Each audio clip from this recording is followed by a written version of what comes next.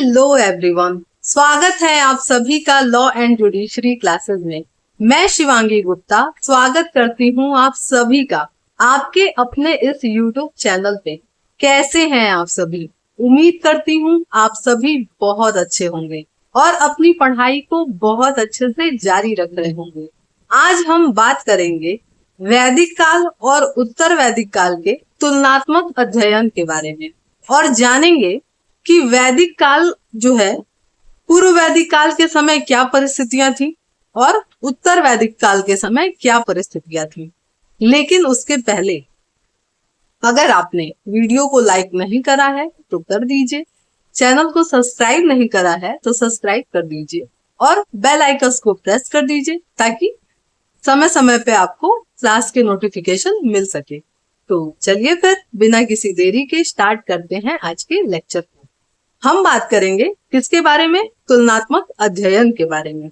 ठीक है, अब क्या क्या बदलाव हुए थे, पूर्व वैदिक काल के समय कैसी परिस्थितियां थी और उत्तर वैदिक काल के समय कैसी परिस्थितियां थी, इन दोनों को हम जो है अच्छी तरीके से समझेंगे।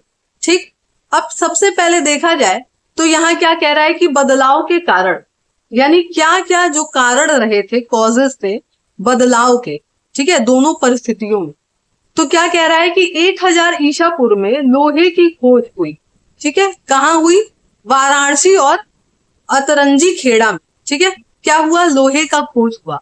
तो पहले जो है कृषि कैसे होता था? मिट्टी के हल से या लकड़ी के हल से। तो देखा जाए तो उतने अच्छे से खुदाई तो हो नहीं पाएगा, लेकिन जब लोहे की खोज हुई तो लोहे की खोज की वजह से कृषि में क्रांतिकारी परिवर्तन आए और अनाज जो है अधिशेष बचना शुरू हो गया। यानी कि इंसान जो है खेती करने के बाद अपने लिए जो भी उपयोग की चीजें हैं वो तो उपयोग करता ही था, उपभोग करता ही था, साथ ही साथ वो अधिशेष बचा करके उसका व्यापार भी करता था। ठीक है, तो एक ये कारण रहा। फिर क्या कह रहा है कि लोहे की खोज की सफलता से लोहे के उपकरण बने। ठीक है, जब लोहे का खोज हुआ तो लोहे का हथियार बना, जिसमें लोहे का फल, हथियार कृषि कार्य करने के लिए जो है बनाए गए और इससे हुआ क्या? कृषि कार्य करना आसान हो गया। ठीक है, उसके बाद क्या कह रहा है आपका कि कृषि की वृद्धि होने से अनाज उत्पादन में वृद्धि हुई। अभी मैंने यही समझाया कि जब जो है लोहे की खोज हुई तो उससे कृषि के बहुत सारे उपकरण बने और उपकरण बनने के बाद हुआ क्या कि कृषि में क्रांतिकारी परिवर्तन आया, अनाज उत्पादन में वृद्धि हुआ। ठीक है, इसकी वजह से। तो ये सारी चीजें थी बदलाव के मेन कारण। देखा जाए तो ये कारण जो है सबसे मुख्य कारण देखा जाए तो यही है, क्या? लोहे की खोज। ठीक है, याद रहेगा। अब जो है हम लोग देखेंगे चार्ट के माध्यम से कि पूर्व वैदिक काल और उत्तर वैदिक काल दोनों कंडीशन में जो है क्या क्या परिस्थितियां थी और कैसी सिचुएशन थे दोनों साइड। तो सबसे पहले देखा जाए, इसका पहले मैं कलर चेंज करूं। तो देखा जाए कार्यकाल, यानी कि टाइम पीरियड कब से कब तक था पूर्व वैदिक काल का, तो 1500 से 1000 बीसी। ठीक है, पूर्व वैदिक काल। और उत्तर वैदिक काल कब से? 1000 से 600 बीसी। ठीक है, उत्तर वैदिक काल का। फिर पूर्व वैदिक काल में क्या था? जनतंत्रात्मक। ठीक है, जनतंत्रात्मक व्यवस्था थी, लेकिन बाद में क्या हुआ? वंशानुगत हो गया। ठीक है, वंशानुगत। उसके बाद क्या कह रहा है कि आपके नियंत्रण विनिमय करने वाली संस्था मौजूद थी, सभा समितियां। अब जैसे मान लीजिए कि राजा का शासन, हम बताएं कि राजा का शासन जो था पहले क्या होता था कि जनतंत्रात्मक था, जनता द्वारा चुना हुआ प्रतिनिधि कौन बनता था? राजा बनता था। ठीक है, और राजा पे कंट्रोल होता था किसका? सभा समिति और विद्वत का। ठीक है, ये संस्थाएं थी, लाइक लोकसभा, राज्यसभा और संसद। ठीक है, तो इस टाइप की संस्थाएं थी। लेकिन बाद में क्या हुआ कि नियंत्रण भी हट गया और पद जो है वंशानुगत हो गया कि राजा का बेटा जो है वो क्या बनेगा? राजा बनेगा। और नियंत्रण भी समाप्त हो गया पूरी तरीके से इन सभा समिति का। और पूरी तरीके से कंट्रोल किसका हो गया, राजा का खुद का, और वो जो मर्जी वो करता था, निरंकुश हो गया था राजा। ठीक है, अभी हम लोग देखेंगे भी इस चीज को। तो अब क्या कह रहा है इसमें कि ये सारे शब्द यूज थे। ठीक है, अब कह रहा है कि ऋग्वेद में सभा का 3 बार वर्णन किया गया है, समिति का 9 बार और विदर्थ का 122 बार, विदर्थ का। ठीक है, तो ये सारी चीजें थी। अब क्या कह रहा है, उत्तर वैदिक काल में देखा जाए तो इस काल में समिति तो थी लेकिन इसका कोई प्रभाव नहीं था। ठीक है, प्रभाव समाप्त हो चुका था क्योंकि राजा निरंकुश हो गया था। देखिए लिखा है ना यहाँ पे, राजा क्या हुआ था, निरंकुश हो गया था। ठीक है, यहाँ क्या कह रहा है आपका कि सभा यह विशिष्ट लोगों की सभा थी। ठीक, विशिष्ट लोग थे यहाँ पे। समिति में कौन थे, साधारण लोग थे। और विदर्थ क्या था, विद्वान और अनुभवी लोगों की सभा। ठीक, याद रहेगा। फिर क्या कह रहा है, कर जो है, कर यानी कि टैक्स। ठीक है, टैक्स, जो टैक्स होता था अपना, कर होता था, वो क्या था, स्वैच्छिक था यहाँ पे पूर्व वैदिक काल में। मतलब खुद से स्वेच्छया लोग क्या करते थे, राजा को देते थे। लेकिन उत्तर वैदिक काल आते आते टैक्स जो है आपका अनिवार्य हो गया, कर जो है अनिवार्य हो गया। ठीक है, और कुल भाग का 1/6 देना पड़ता था, और इसे हम क्या कहते थे, बलि या भाग कहते थे। ठीक है, मतलब जो हिस्सा दिया जाता था उसको बलि या भाग के नाम से जाना जाता है। ठीक, वापस एक बार रिवाइज करा दे इसको। क्या कह रहा है, सबसे पहले कि कार्यकाल 1500 से 1000 बीसी और उत्तर वैदिक काल का 1000 से 600 बीसी। ठीक, यहाँ पे क्या था, जनतंत्रात्मक, और बाद में क्या हो गया, वंशानुगत हो गया। पहले जो है सभा, समिति और विदर्थ का क्या था, राजा के ऊपर कंट्रोल होता था। बाद में सारा कंट्रोल क्या हुआ, समाप्त हो गया, और राजा कैसा बन गया, निरंकुश टाइप का बन गया। ठीक, फिर क्या है कि सभा विशिष्ट लोगों की सभा थी, समिति साधारण लोगों का सभा था, और विदर्थ क्या था, विद्वान और अनुभवी लोग वहां पे रहते थे। ठीक है, लाइक राज्यसभा। ठीक है, और ये जो समिति थी अपना लोकसभा जैसा। ठीक, फिर क्या बोला है कि ये जो टैक्स था वो स्वैच्छिक था पूर्व वैदिक काल में, खुद से ही लोग देते थे। लेकिन उत्तर वैदिक काल आया तो क्या हुआ, टैक्स जो है अनिवार्य हो गया, मतलब कंपलसरी है, देना ही देना है। और कितना, 1/6 भाग देना होता था। ठीक है, और इसको हम किस नाम से जानते थे, बलि या भाग के नाम से जानते थे। ठीक है, अब देखा जाए तो सामाजिक क्षेत्र के तौर पर जो है, इसको सामाजिक क्षेत्र के तौर पे भी जो है हम इसके क्या देखेंगे, इसके तुलनात्मक अध्ययन करेंगे। ठीक है, सामाजिक क्षेत्र के तौर पे इसको थोड़ा बड़ा कर देते हैं ताकि आप लोग को अच्छे से। ठीक, तो अब जो है सामाजिक व्यवस्था कैसी थी, तो पूर्व वैदिक काल में कैसी थी, ग्रामीण। ठीक, और उत्तर वैदिक काल में भी क्या थी, ग्रामीण ही थी। ठीक है, सेम था। फिर कह रहे हैं कि लोग रहते कैसे थे समाज में, तो अर्ध घुमंतु समाज था, और बाद में क्या हो गया, लोग स्थायी तौर पे रहने लगे। ठीक है, उसके बाद समाज कैसा था, तो पितृसत्तात्मक था, दोनों समय ही पितृसत्तात्मक था, और आज भी वही चला आ रहा है। ठीक है, अभी भी क्या है, पितृसत्तात्मक समाज ही चला आ रहा है अपना। ठीक, याद रहेगा दोनों। फिर उसके बाद क्या है आपका, महिलाओं की स्थिति। ठीक है, तो यहाँ पे क्या था, महिलाओं की स्थिति अच्छी थी। ठीक है, मतलब अच्छी क्या, बहुत अच्छी थी। शिक्षा का अधिकार था, संपत्ति रखने का अधिकार था, उपनयन संस्कार का अधिकार। ठीक है, ये सारी चीजें होती थी। लेकिन बाद में क्या हुआ, महिलाओं की स्थिति खराब हुई, शिक्षा का अधिकार छीन लिया गया, संपत्ति का अधिकार भी समाप्त हो गया, और उपनयन संस्कार भी खत्म हो गया। अगर एक याद है तो ऑटोमेटिक दूसरा याद हो जाएगा आपको। ठीक, उसके बाद क्या कह रहा है आगे, और भी चीजें कि इस काल में महिलाओं में आजीवन विवाह न करने का।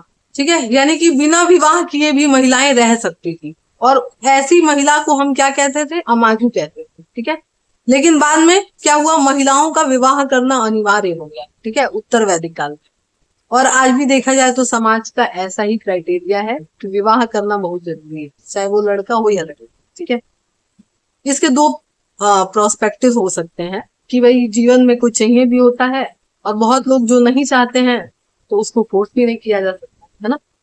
लेकिन पहले क्या था भाई, आजादी थी, नहीं कर सकती हैं, लेकिन बाद में क्या हुआ भाई, कंपल्सरी हो गया। ठीक है, इसको ध्यान रखना। अब क्या कह रहा है, महिलाएं आर्थिक उत्पादन में भाग लेती थी। ठीक है, जैसे कि अब वापस से क्या किया जा रहा है, एम्पावरमेंट किया जा रहा है ना, महिला सशक्तिकरण की बात की जाती है। ठीक है, तो अब जो है वापस से वही चीजें अपनाए जाने के लिए प्रयास किए जा रहे हैं, पर कितने हद तक जो है ये सक्सेसफुल हो रहे हैं, ये तो समाज ही देखता है ना। वो तो मतलब देखा जाए तो अभी भी लोग एक्सेप्ट नहीं कर पाते हैं इन चीजों को, कि लड़कियां भी काम कर रही हैं, महिलाएं भी काम कर रही हैं, है ना। बहुत हद तक अभी भी जो है बहुत ऐसे सोच के लोग अभी भी व्याप्त हैं समाज में, है ना। तो क्या कह रहा है कि महिलाएं आर्थिक उत्पादन में क्या करती थी, भागीदारी लेती थी, लेकिन यहाँ पे क्या हुआ, अधिकार छीन लिए गए। ठीक है, अब इसके बाद क्या है, इस काल में क्या था, अनुलोम प्रतिलोम विवाह प्रचलित था। ठीक है, पूर्व वैदिक काल में। और क्या होता था, विवाह जो है, अनुलोम विवाह हम किसको कहते हैं, जहां पे वर उच्च जाति का और वधु नीची जाति की थी। प्रतिलोम विवाह जहां वधु ऊंची जाति की थी और वर नीचे जाति का था। ठीक है, तो ये सारी चीजें एक्सेप्ट थी और होती थी, लेकिन बाद में क्या हुआ, इसको हटा दिया गया, क्या बंद हो गया। ठीक, उसके बाद क्या हुआ,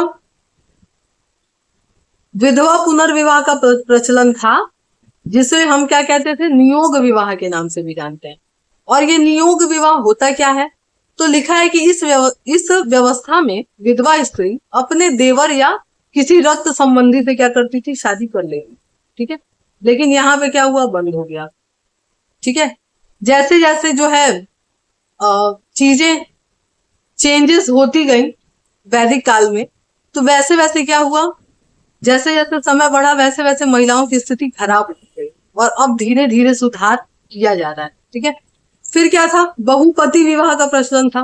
बाद में क्या हुआ, बहुपत्नी विवाह का प्रचलन, है ना। पुरुष प्रधान समाज, इसका यही क्राइटेरिया है ना, कि क्या करना है, दबा देना है ना। देखिए, पहले बहुपति विवाह था, लेकिन बाद में क्या हुआ, बहुपत्नी विवाह, है ना।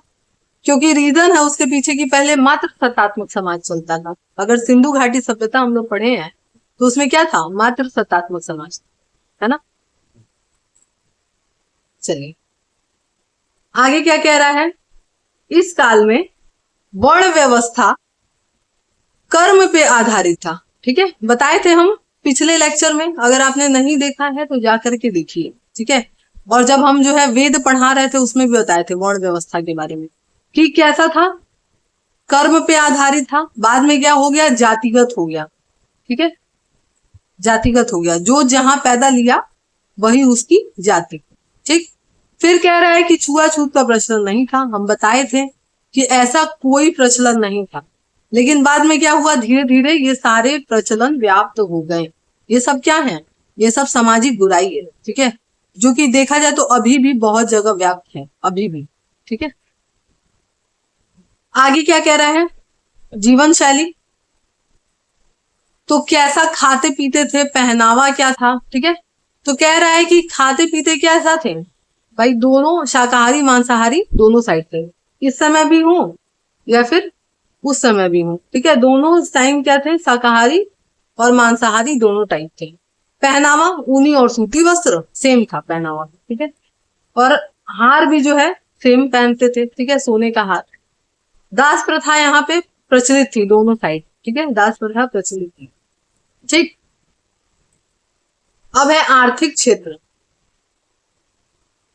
अब आर्थिक क्षेत्र में क्या बात करता है अपना, कि इस काल का मुख्य व्यवसाय क्या था, कृषि पशुपालन, और इधर भी क्या था, सेम कृषि पशुपालन। ठीक है, दोनों साइड सेम सेम था, लेकिन निर्वाह अर्थव्यवस्था यानी कि आमदनी खर्चे से कम।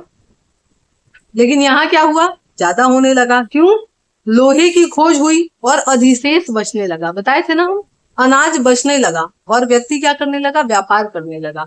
ठीक है, उसके बाद क्या है आपका, जीवन शैली यहाँ कैसी थी, ग्रामीण, और बाद में क्या हो गया, शहरीकरण भी शुरू हो गया था। ठीक है, मुख्य पशु यहाँ पे क्या था, गाय, और यहाँ पे क्या हो गया, घोड़ा और बैल। ठीक है, क्योंकि खेती करना था भाई। यहाँ तो दूध दूध जो है ले करके गुजारा करते थे, लेकिन यहाँ क्या हो गया, बैल और घोड़ा। घोड़ा क्या करता था, सामान ले जाने का काम, और घोड़ा और बैल आपके खेती में काम आता था।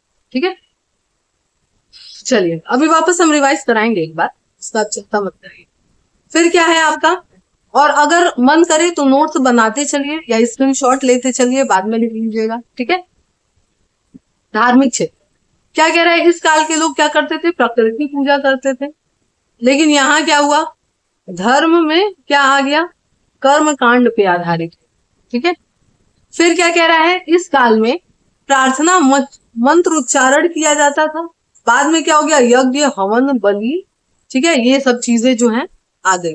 ठीक, फिर क्या है, प्रमुख देवता कौन थे, इंद्र थे यहाँ पे, और यहाँ पे कौन हो गए, प्रजापति।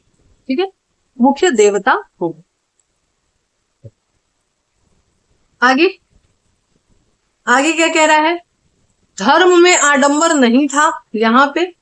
बाद में क्या क्या हुआ, आडंबर आ गया। ठीक है, बाद में क्या हुआ, आडंबर आ गया। ठीक, अब हम लोग क्या करते हैं, वापस से एक बार रिवाइज कर लेते हैं अभी हम लोगों ने जो देखा है। ठीक है, उसके बाद हम लोग आगे बढ़ेंगे।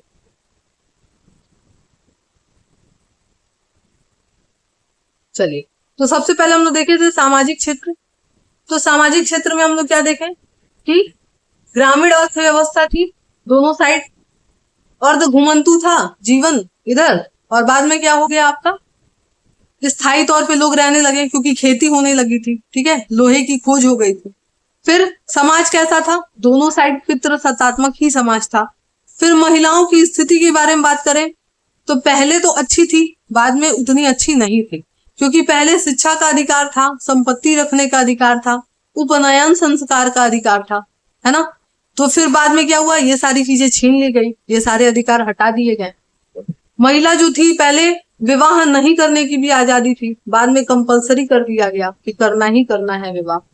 फिर आर्थिक उत्पादन में भागीदारी लेती थी पूर्व वैदिक काल में महिलाएं, बाद में क्या किया गया, उसके इस अधिकार को भी छीन लिया गया।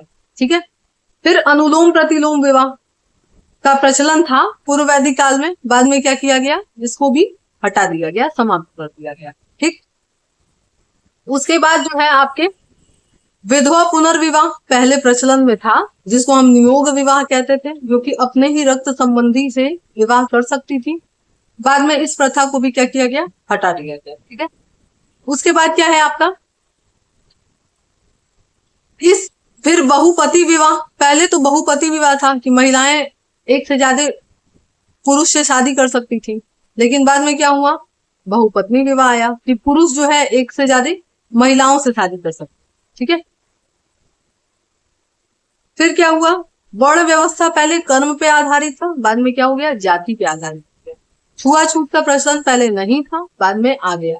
ठीक, खाना पीना कैसा था उनका, खान पान कैसा था, तो शाकाहारी मांसाहारी दोनों टाइप के लोग थे। ऊनी सूती वस्त्र दोनों साइड उपयोग करते थे, और सोने का हार जिसको हम निस्फ कहते हैं, ठीक है, ये बहुत सारे एग्जाम में आया है, तो वो भी वो लोग पहनते थे। और दास प्रथा कैसी थी, प्रचलित थी दोनों साइड। ठीक है, फिर आर्थिक क्षेत्र में हम लोग देखें तो कृषि पशुपालन होता था, सेम उस साइड भी कृषि पशुपालन ही होता था। यहाँ पे क्या था आपका, निर्वाह अर्थव्यवस्था था, लेकिन यहाँ पे अधिशेष अर्थव्यवस्था हो गया। ठीक, जीवन शैली कैसी थी, पहले ग्रामीण थी, बाद में शहरीकरण शुरू हुआ। मुख्य पशु कौन था, पूर्व वैदिक काल में गाय थी, बाद में क्या हो गया, घोड़ा और बैल हो गया। ठीक, फिर धार्मिक क्षेत्र, धार्मिक क्षेत्र में क्या है आपका, तो पूर्व वैदिक काल में जो है क्या हुआ था, इस समय प्राकृतिक पूजा होता था, बाद में कर्म कांड पे आधारित हो गया। फिर मंत्रोच्चारण और प्रार्थना किया जाता था पहले, बाद में हवन यज्ञ बलि इन सब चीजों का जो है प्रचलन हो गया। पहले मुख्य प्रमुख देवता कौन थे, इंद्र थे, बाद में प्रजापति हुए। ठीक है, फिर आपका धर्म में पहले आडंबर नहीं था, बाद में क्या हुआ, धर्म में आडंबर आ गया। ठीक है, अब हम लोग क्या देखेंगे, यज्ञ।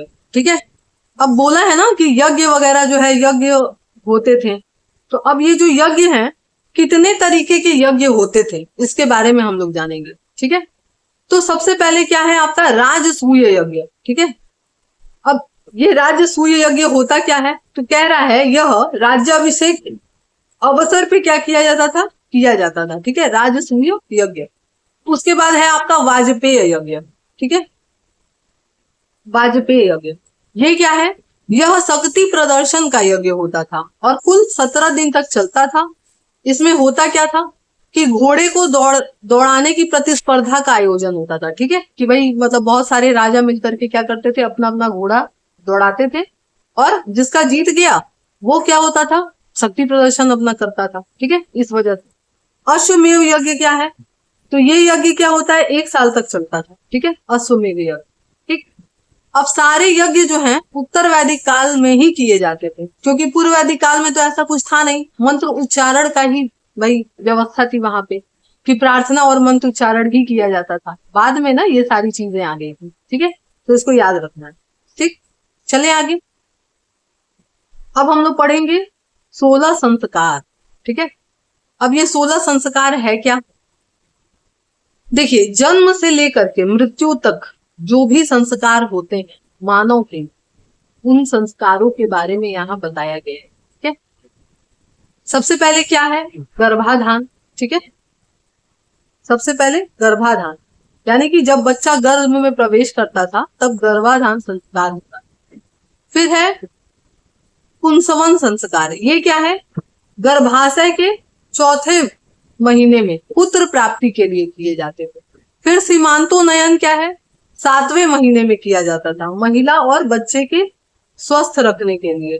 ठीक, उसके बाद क्या है, जात कर्म, बच्चे का जब जन्म होता था तब किया जाता था। नामकरण, बच्चे का जब नाम रखा जाता था तब करा जाता था। ठीक है, फिर है निष्क्रमण, जब पहली बार बच्चा घर से बाहर निकलता था तब ये संस्कार होता था।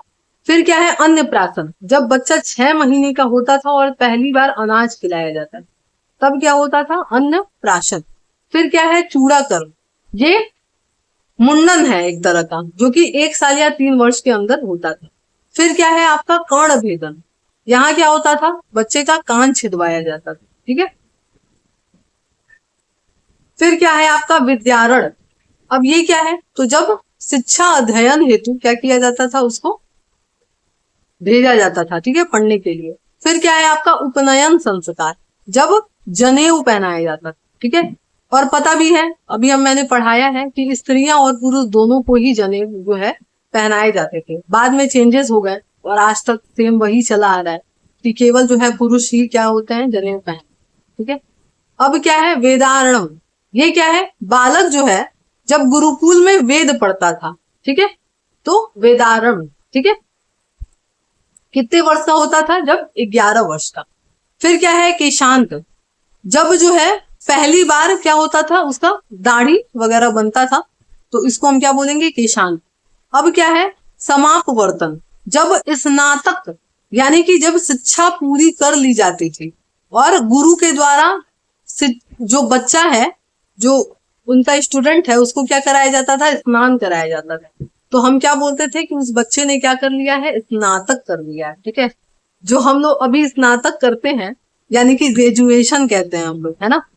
तो देखा जाए तो पहले जो चीजें थी वो अब तो नहीं है ऐसा, लेकिन फिर भी ध्यान रखिएगा उससे रिलेट करके कि समापवर्तन मतलब क्या है, स्नातक। ठीक है, अब इसके बाद क्या होगा, शिक्षा ले लिया तो अब विवाह, तो शिक्षा के बाद जो है क्या होता था, विवाह होता था। और अंत्येष्टि क्या, कि जब इस पूरे मोह माया, इस संस्कार, इस पूरे संसार से छुटकारा मिलता था तब क्या होता था, अंतिम संस्कार, यानी मृत्यु के बाद का। ठीक है, वापस एक बार रिवाइज करा दे।